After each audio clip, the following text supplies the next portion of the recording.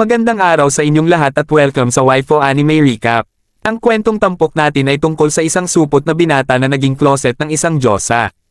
Ang chika babes na ito ay may kakayahang baguhin ang hinaharap sa pamamagitan ng pagtanggal ng shell ng kanyang tahong. Kung anong tahong ito ay atin ang alamin. Sa isang sikat na eskwelahan, si Takane ang definisyon ng salitang perpekto.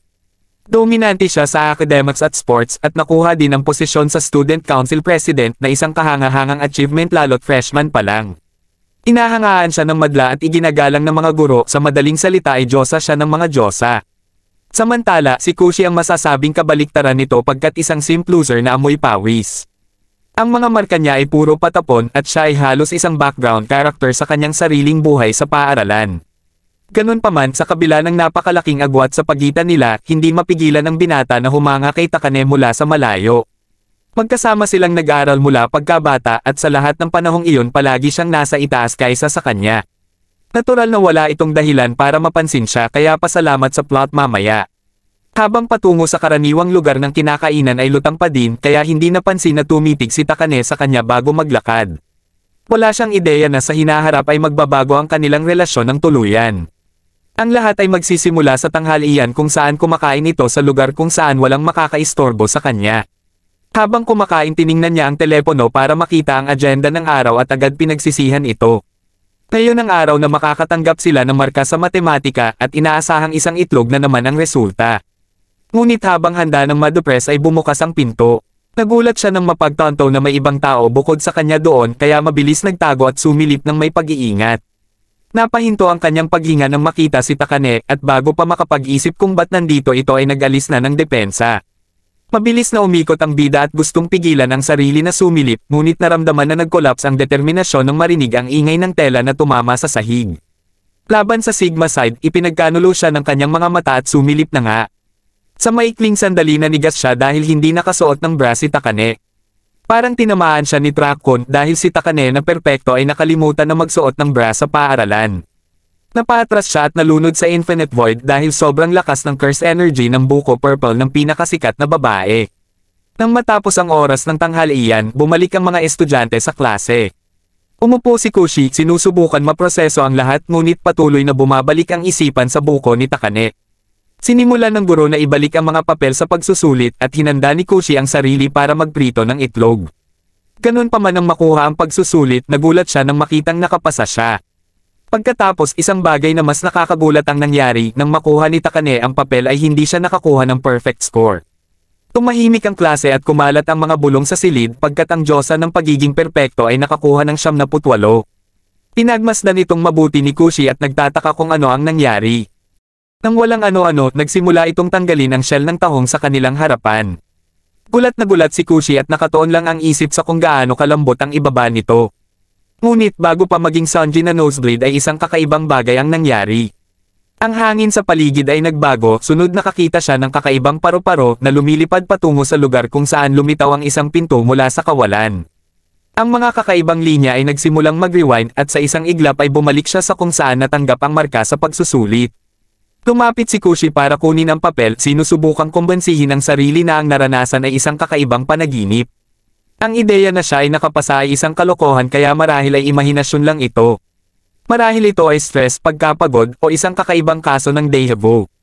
Ngunit habang sinusuri ang pahina ay nabigla, ang marka sa harap niya ay eksaktong kapareho ng nasa panaginip. Nang tawagin ng guro si Takane, tumangala si Kushi at naaalala kung paano ito nakakuha ng 78. Ngunit sa pagkakataong ito, walang reaksyon at walang mga bulong dahil nakakuha si Takane ng perfect score. Sa uwian, naisip ni Kushi na bawat kakaibang bagay na nangyari ngayon ay tila umiikot kay Takane. Kaya nagpasya siyang harapin ito ukol sa marka sa pagsusulit sa silid ng Student Council. Pagkapasok, kinakabahan niyang binanggit na nakita ang marka nitong 78 at sa sandaling binanggit iyon ay nagbago ang hangin sa silid. Nanatiling kalmado ang poster ng diyosa, ngunit may kakaiba na ngayon dahil naging killer ang looks nito. Ang kanyang presensya na dating nakakaakit ay nakakapaso na ngayon. Bago pa makapag-isip ay sumandal na pala sa pader at masyadong malapit na si Takane. Napaisip si Takane kung kailan binaba ang depensa hanggang maisip na nakita ni Kushi ang kanyang malaking buko sa bodega kanina. Nilak nito ang binata sa pader na sinusubukan naman mag-isip ng palusot. Bigla itong ngumiti at sinabing wala nang magagawa sa puntong ito kaya kailangan magkaroon ng kasunduan upang itago ang kanyang lihim. Napuno ng alala ang binata sa isip na baka gusto ng Diyosa na ma-expel siya kaya nang ibigay nito ang baso ng tubig ay di sinasadyang nabitawan ito. Nagawang makaiwas ni Takane sa pagkabasa at madaling nagpunas naman si Kushi sa sahig hanggang mapagpasyahan ng Diyosa na ipakita na ang kakayahan. Bigla nitong tinanggal ang takip at dinala si Kushi sa madilim na espasyo kung saan lumitaw ang paru-paro. Bumalik ang isang kakaibang pinto at habang pumapasok ang paru-paro, nakita ni Kushi ang silid ng mga orasan na nagsimulang mag-rewind. Pagkatapos nito ay bumalik sa kasalukuyan kung saan basa na si Takane. Tinitigan ito ni Kushi at hindi maproseso ng utak ang nangyayari. Sunod inutusan ito ni Takane na punasan siya at walang pag-alinlangan na idiniin ang tuwalya sa mamasa-masang buko purple. Habang ginagawa ang iniutos sa kanya ay hindi napansin ang isang bagay kaya ginabayan na ng Diyosa ang mga kamay para mahawakan ang buko. Ganun pa man dahil nakatoon lang sa lambot nito ay binigyan ni Takane ng isa si Junjun para makapag-focus. Habang nakatingin ang binata, itinaas nito ang pang-itaas at ipinaliwanag na ang bra na suot kanina ay biglang nawala. Nilumot ang utak ni Kushi bago makapagproseso habang patuloy nagpaliwanag si Takane. With confidence, nireveal nito ang pangalan ng kakayahan na Eternal of Card Road. Sa pamamagitan nito, kaya niyang i-rewind ang oras sa tuwing tatanggalin ang bunot ng buko o shell ng tahong. Isa na dito ang pagtanggal kanina ng bra upang matiyak ang pagkabasa at mapatunayan ang kanyang kapangyarihan sa harap ng binata. Bahagya nitong binuksan ang uniforme at muling ipinapakita ang malaking buko na walang paki sa pagsimp ng loser. Ipinaliwanag ng Diyosa na sa tuwing i-activate ang kakayahan, ang panloob na tinanggal niya ay nawawala.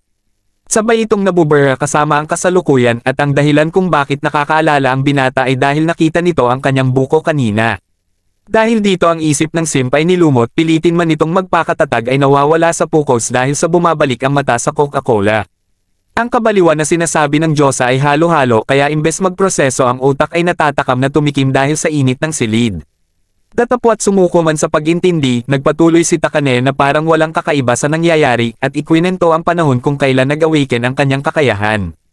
Ito ay sa sports festival noong grade 5 pa lang kung saan umaasa ng makukuha ang flawless victory. Ganun pa man, bago magsimula ang karera ay na-food poison ito at sumakit ng husto ang tiyan. Kaya kahit pinush man niya ay di kinaya ng katawan at natalo sa unang pagkakataon. Ang pagkabigo at kahihiyan sa pagiging pangalawa ay sobra-sobra kaya kasunod nito ay biglang nahihi sa harap ng lahat. Para makatakas sa kahihiyan, agad nitong tinanggal ang basang shell ng tahong gaya kanina at sa sandaling iyon ay nagbago ang istorya. Bumalik bigla ang oras at hawak na ang bandila para sa first place. Mula noon naunawaan ng Diyosa na ang kakayahang ito ay umiiral para matiyak na hindi kailanman matatalo. Habang nakikinig si Kushi, naloka na ito pagkat naniniwala talaga si Takane na karapat-dapat manalo palagi at ngayon ay alam na nito na naaalala niya ang mga bagay na walang ibang nakakaalala.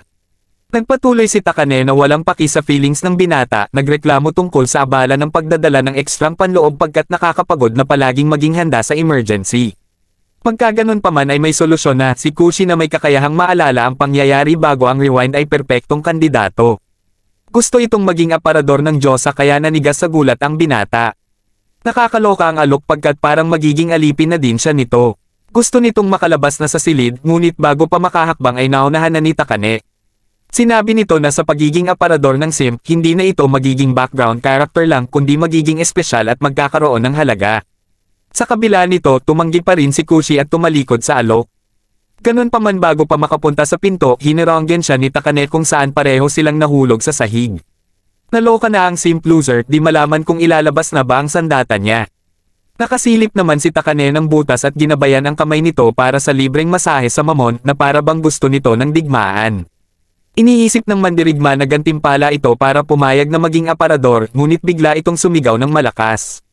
Ang tunog ay umalangaw-ngaw sa pasilyo na narinig ng bawat estudyante sa malapit. Nang bumukas ang pinto, sinalubong ang mga ito ng isang tanawing papunta na sa Nirvana.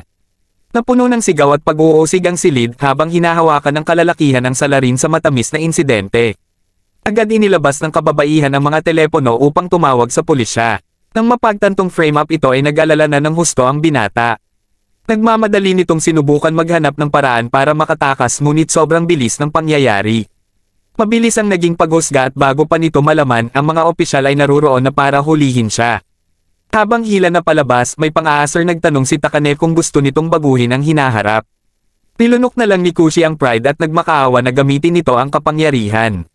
Dahil dito, napangiti ang Diyosa pagkat hawak na ang binata sa leeg nito.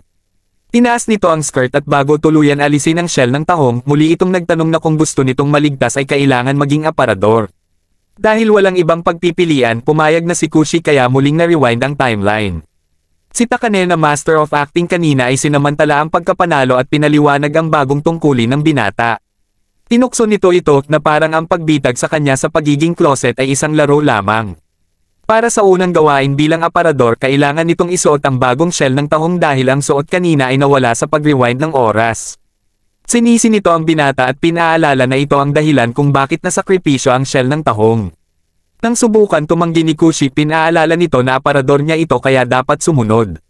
Dahil dito nagukay na ang aparador at natagpuan ang pink na shell na halatang high class. Nanginginig ang mga kamay ng mandirigma habang papalapit ngunit anuman ang mangyari ay hindi pwedeng tumalikod sa digmaan. Dahan-dahan itong sumugod at habang maingat inilalagay ang tela sa binti ng Diyosa ay sinusubukan iwasan ang pag-atake sa mga parteng di pa pwedeng sakupin. Samantala habang nanunood ay may napansin si Takane sa kabila ng pagtitig nito sa malaking buko niya kanina, ngayon ay pinili na nitong magpikit mata. Mula nang pumasok ito sa silid ng student council kahit na sinadya niyang ipakita ang sarili ay nagsisikap dumpensa ang binata. Sigurado si Takei na tulad ng ibang lalaki ay gusto nitong sakupin siya ngunit sa halip ay nirespeto nito ang kanyang teritoryo kahit na okay lang naman kung sakupin nito ang kanyang bataan. Sambit ng Diyosa na ang pagiging gentleman nito ay mukhang hindi pa rin nagbago at bago pa si Kushi makaproseso ay inutusan na ito. Gustong nitong ilagay naman ang bra para masubukan kung paipikit ulit ang mandirigma. あら、下はできたのに。そんな。